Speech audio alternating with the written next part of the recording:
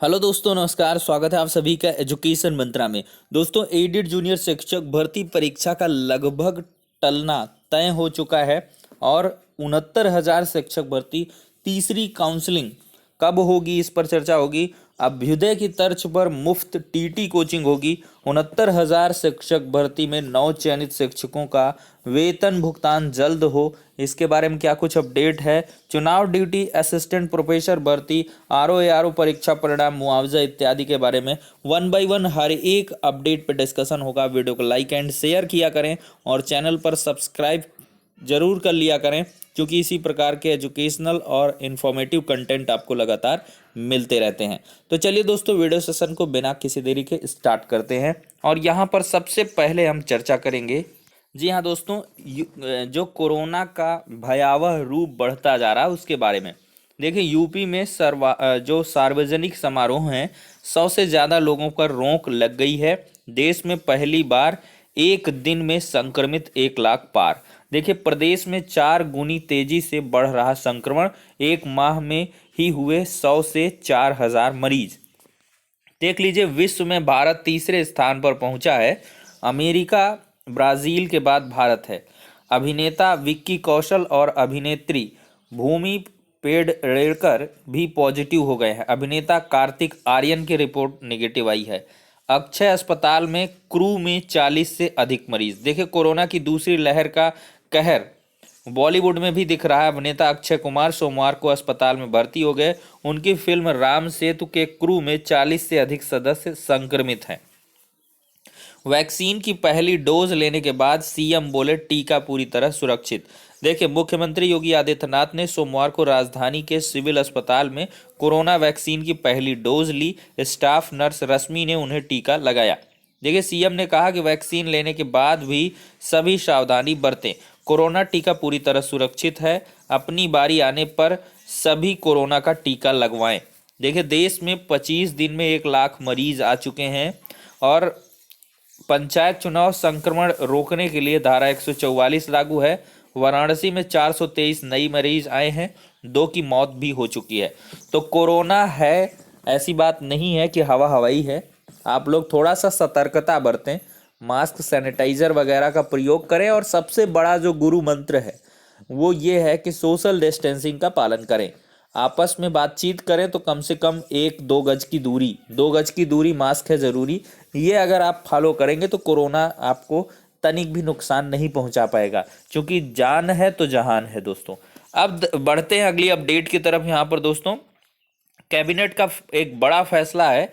घायल होने पर भी अनुग्रह राशि बढ़ाई गई। चुनाव ड्यूटी के दौरान अगर किसी की मौत होगी तो अब 15 लाख रुपए मिलेंगे। देखिए, मुख्यमंत्री योगी आदित्यनाथ की अध्यक्षता में हुई कैबिनेट की बैठक में सोमवार को चुनाव ड्यूटी के दौरान मृत्यु होने या घायल होने पर दी जाने वाली अनुग्रह राशि को बढ़ाने पर मंजूरी दे दी है। इसके तहत चुनाव के दौरान प्रशिक्षण अथवा मतदान ड्यूटी के दौरान किसी असामयिक दुर्घटना में मृत्यु की दशा में अब अनुग्रह राशि के रूप में 10 लाख रुपए दिए जाने का प्रावधान था, जिसे बढ़ाकर 15 लाख रुपए कर दिया गया है। इसी प्रकार से ड्यूटी के दौरान किसी असामयिक दुर्घटना जैसे आतंकवादी हिंसा, असामाजिक तत्वों द्वारा हत्या की दशा में मृत्यु होने पर अब 20 लाख रुपए अनुग्रह राशि के रूप में दिए जाने की व्यवस्था थी, जिसे बढ़ाकर 30 लाख रुपए कर दिया गया है। इसी प्रकार से हिंसा आदि से घटित दुर्घटना में किसी अंग की स्थायी दिव्यांगता की दशा में अब तक अनुग्रह राशि के रूप में 10 लाख रुपए का प्रोविजन था, 15 लाख रुपए दे दिया गया है। इसी तरह स्थायी दिव्यांगता की स्थिति में 5 लाख को बढ़ाकर 7.5 लाख कर दिया गया है। हाइड्रो परियोजनाओं से बिजली खरीदी जाएगी। सरोजनी नगर में फोरेंसिक साइंस इंस्टीट्यूट बनेगा। ये आपका जो है जीके से अपडेट है। लखनऊ के सरोजनी नगर इलाके में प्रस्तावित उत्तर प्रदेश पुलिस एवं फोरेंसिक साइंस विश्वविद्यालय के स्थान पर Uttar Pradesh state institute of forensic sciences की स्थापना की जाएगी। यह इंस्टीट्यूट किसी राष्ट्रीय फोरेंसिक साइंस विश्वविद्यालय से संबद्ध रहेगा। तो कुल मिला के ये कुछ बड़ी अपडेट्स हैं।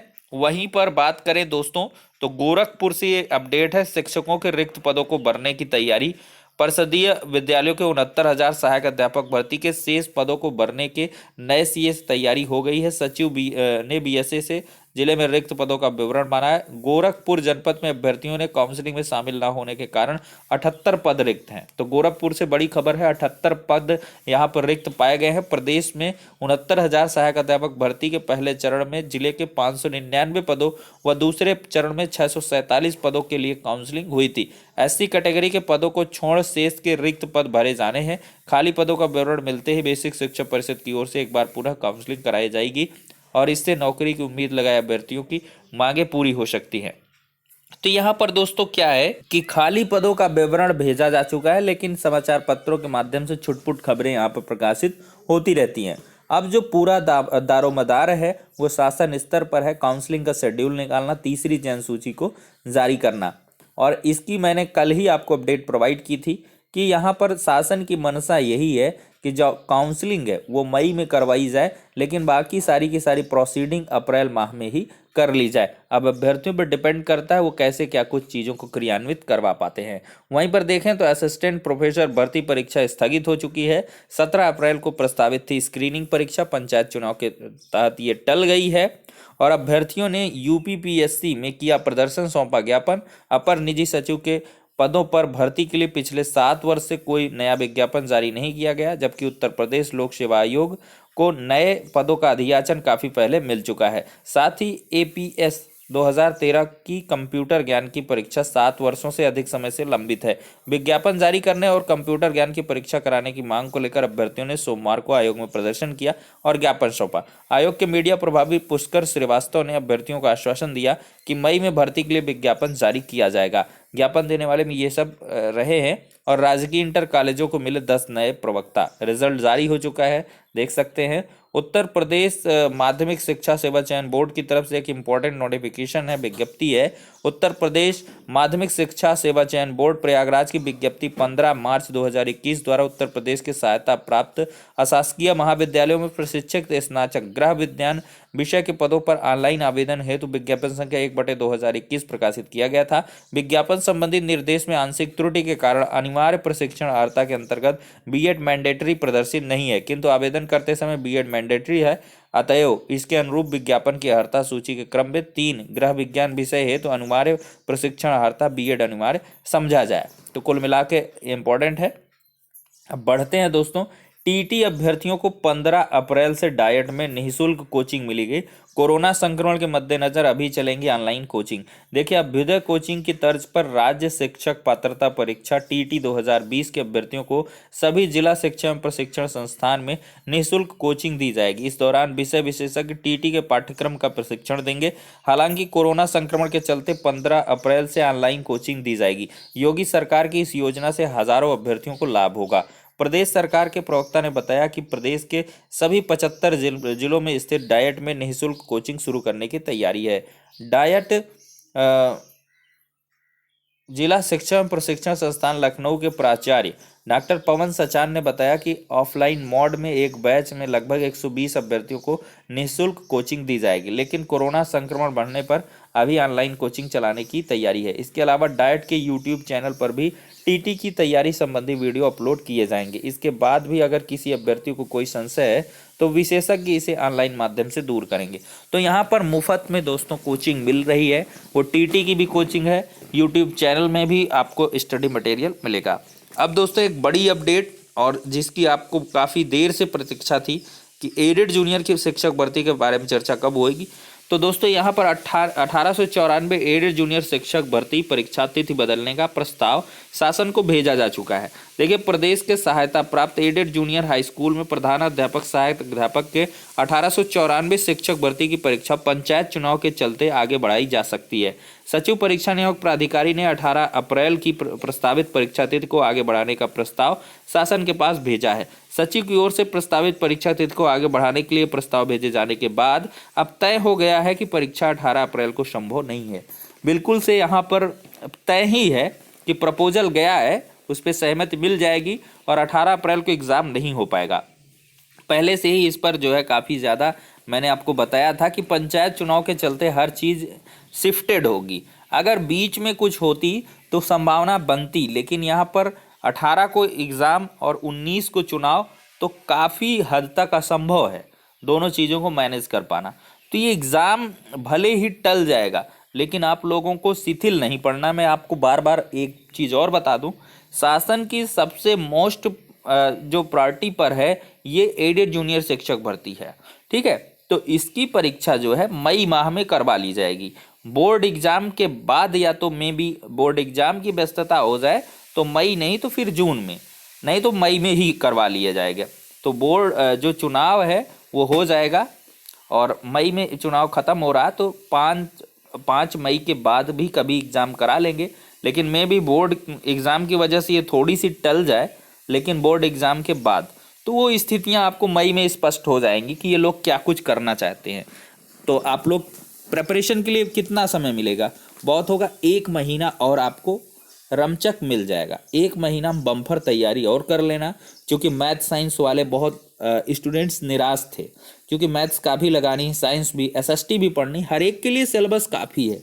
अब भाई अगर कोई टीजीटी हिंदी से दे रहा था, इंग्लिश से है या संस्कृत से है, तो उनका सिलेबस उतना ज़्यादा नहीं रहता, तो वो लोग पहले से भी टीजीटी पीजीटी की प्रिपरेशन कर रहे हैं, तो उन अभ्यर्थियों के लिए उतनी दिक्कतें नहीं थी। लेकिन मैथ साइंस वालों के लिए थोड़ा सा प्रॉब्लम थी, एसएसटी वालों के लिए भी उतनी नहीं थी। तो आप लोग तैयारी करें, और इसके लिए पर्याप्त समय है, कम पद हैं, कंपटीशन ज़्यादा है, तो जिसकी भी मान लिया बहुत अभ्यर्थी इससे निराश भी होंगे कि यार एग्ज़ाम नहीं हो पाया, वो फ्लो नहीं बन पाया। तो फ्लो की कोई दिक्कत नहीं, फ्लो बनता रहता है। आप कायदे से तैयारी करिए, एग्ज़ाम होगा। और पेसिमिस्टिक इन नेचर बिल्कुल ना रहिए, ऑप्टिमिस्टिक रहिए। बहुत लोग ऐसे नेगेटिविटी कि अरे अब एग्ज़ाम नहीं होगा, अब तो गया काम से, अब ये कभी नहीं होगा एग्ज़ाम, बहुत पेसिमिस्टिक, इतना ज़्यादा निराशावादी नहीं होना चाहिए। बिल्कुल आशान्वित रहिए, एग्ज़ाम होगा, ऐसा नहीं है। पंचायत चुनाव के बाद आपका आराम से एग्ज़ाम करवा लिया जाएगा। अब देखिए, यूटा ने शासन स्तर पर उठाया नवनियुक्त शिक्षकों के वेतन का प्रकरण। देखिए, यूनाइटेड टीचर्स एसोसिएशन यूटा ने 69,000 सहायक अध्यापक भर्ती में नवनियुक्त शिक्षकों के दस्तावेज का जल्द सत्यापन कराकर वेतन भुगतान शुरू करने की मांग की है। एसोसिएशन के प्रदेश अध्यक्ष राजेंद्र सिंह राठौर ने बेसिक शिक्षा राज्य मंत्री स्वतंत्र प्रभार और मुख्य सचिव राजेंद्र कुमार तिवारी को इस संबंध में पत्र लिखा है। राठौर ने बताया कि शासन ने नवनियुक्त शिक्षकों के शैक्षिक दस्तावेजों, जाति प्रमाण पत्रों का सत्यापन होने के बाद ही वेतन जारी करने की शर्त रखी है, लेकिन करीब नियुक्ति के 4 महीने से 6 महीने के बाद भी सत्यापन की कार्रवाई पूरी नहीं होने से शिक्षकों को वेतन नहीं मिल रहा है। उन्होंने आरोप लगाया, अधिकारी दस्तावेज सत्यापन के नाम पर हीला हवाली कर रहे हैं। वेतन नहीं मिलने से शिक्षकों को आर्थिक तंगी का सामना करना पड़ रहा है। वहीं पर शिक्षा मित्रों की जो मांग है उसको पूरी करे सरकार। उत्तर प्रदेश दूरस्थ बीटीसी शिक्षक संघ ने प्रदेश सरकार से शिक्षा मित्रों की समस्याओं का निराकरण करने और मांगों को पूरा करने की मांग की है। संघ के अध्यक्ष अनिल यादव ने सोमवार को मुख्यमंत्री को इस संबंध में मांग पत्र भेजा है। उन्होंने कहा कि भाजपा ने अपने संकल्प पत्र में शिक्षा मित्रों की समस्या का 3 महीने में समाधान करने का वादा किया था, लेकिन 4 साल बाद भी समस्याओं का ध्यान नहीं दिया गया। उप मुख्यमंत्री शर्मा की अध्यक्षता में गठित समिति की रिपोर्ट लागू नहीं की गई। उन्होंने सरकार से उप मुख्यमंत्री की अध्यक्षता में बनी कमेटी में रिपोर्ट लागू करने, शिक्षा मित्रों को स्थायी करने हेतु उनकी सेवा आयु 62 वर्ष करने समेत तत्काल अन्य मांगों को पूरा करने की गुहार लगाई है। वहीं पर आरओ का अंतिम चयन परिणाम घोषित हो चुका है। 260 पदों पर चयन हुआ है। 303 पदों पर भर्ती के लिए हुई थी परीक्षा। योग्य अभ्यर्थी न मिलने के कारण 43 पद खाली रह गए। कहाँ कितने पद का हुआ चयन, यहाँ पर आरओ यूपी सचिवालय में 185 टॉपर रहे राघवेंद्र प्रताप सिंह, और यहाँ पर जो है धनंजय त्रिपाठी। ये सब जो है चीज़ें निकल के आ रही हैं। अब दोस्तों सारी की सारी अपडेट्स क्लियर हो गई हैं। परिषदीय स्कूलों में इस वर्ष भी नहीं लागू होगा एनसीटी का पाठ्यक्रम। बेसिक शिक्षा परिषद ने तैयारी ना होने के चलते 1 वर्ष के लिए टाला फैसला। तो ये एक और भी बड़ी खबर है।